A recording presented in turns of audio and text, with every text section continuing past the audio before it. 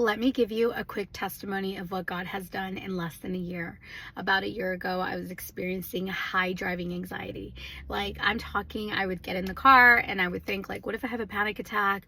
Or what if I have an anxiety attack?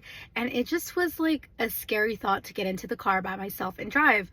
And that had never happened to me prior. And so this cycle kind of like ran for a good like 2-3 years. Yeah, I know, weird to admit, but it's true. And so I wanted to get a new job, and I knew that my job that I wanted to get required me to drive around. And so I was asking myself, like, am I gonna let fear like contain me into not growing and to the calling that God has for me? And this is like a full, like, you have to trust God moment, because I applied for the job.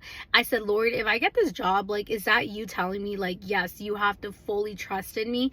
And I got the job. And so like I drive around for some of my days, and I don't experience that anxiety anymore. There are moments where I start to psych myself out, and then I remember, my thoughts are a lie, and I remember the power that God has granted me, and I remember who I am in Christ, and I remember these things because I read the Bible, but also because develop intimacy with God has allowed me to see things that I wasn't able to see a year ago. So this is your encouragement that maybe you're struggling with something right now, and you're struggling to surrender it, and you're struggling to let God in, but let God in and let God drive, and just have full faith that it will work out. Because I'm telling you, 8 months ago or whatever it was, like, I would have not been where I am today. So just do it, but do it with God.